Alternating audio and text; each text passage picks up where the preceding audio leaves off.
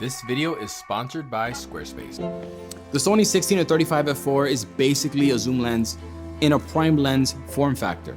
It has an internal power zoom, which means that you can get shots like this.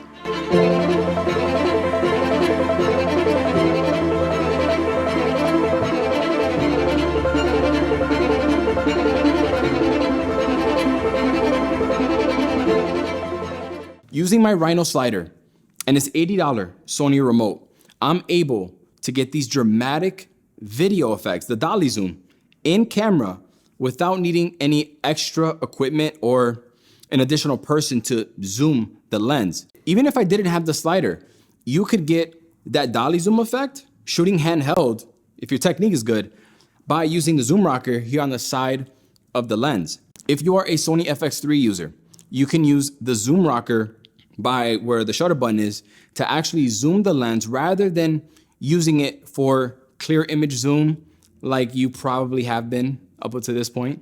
I can argue that this lens is better suited on the a7 IV or the Sony a1. So my buddy actually filmed me the other day for my Z9 video. He used the a7 IV and the 16-35, shot B-roll with it, using a zoom rocker the entire time. This is a little preview of what that looked like. I hear him chat to the noise, move too quick, can't stop for the talking. I hear him chat with the boys, man so tough, but mans keep walking. Just too sharp with the prize, white girls let her tell me I'm awesome, yeah.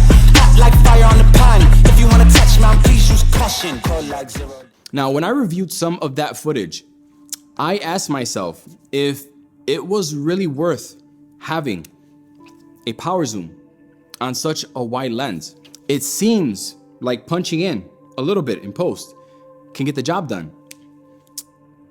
It's not the same, but this is the perfect segue into why the a7 IV and the Sony a1 can get the most out of this lens. See, unlike the FX3 and the a7S III, you can unlock APS-C mode on these cameras, and now you have a 24 to 50, 52 millimeter, which is more usable. It's more of a normal focal range to work with if you're filming someone. But then if you use clear image zoom on top of that, you can also do that on the FX3 and the a7S III. And that's great and all. And I've tried it. I'm personally just not a fan because the autofocus isn't as consistent, especially using it for a dolly zoom like I was doing here. It is slightly larger, fatter than the 21.8, extremely lightweight, has an aperture ring with an iris lock switch, an aperture ring click switch, the zoom rocker, weather sealed, an AF/MF switch, kind of like a G Master lens, right? It's probably like one lens coating away from a G Master lens. I've owned the Tamron 17-28 2.8 since it launched like 3 years ago. And I feel like I don't need another wide angle lens for my Sony kit. But I do have to acknowledge that this lens, although I'm probably not gonna buy it, does offer something that I could never achieve on the Tamron 17-28 with the gear that I currently have here. If I didn't own any other wide angle lens right now, I think this is a very compelling option for a $1,300 price tag, considering everything, considering this is an internal focusing zoom. It's extremely lightweight. It makes sense, right? But it's just that F4, you know?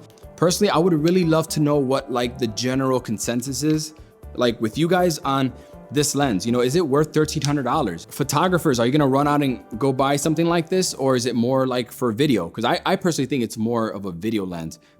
And now I'm gonna send a shout out to my sponsor, and that is Squarespace. If you have been looking for a website, blog, or an online store, you know, you should be on Squarespace. I feel like every creative entrepreneur should have a website because you're not entitled to your social media. Your grandma can create a website using Squarespace because it's so easy to use. They have 24/7 customer support. And I actually just switched up my entire website. It honestly didn't even take that much time to do. What I love is that I could sell my digital products on there, my retouching tutorial. And if you use the coupon code Manny, you'll get 10% off your first purchase.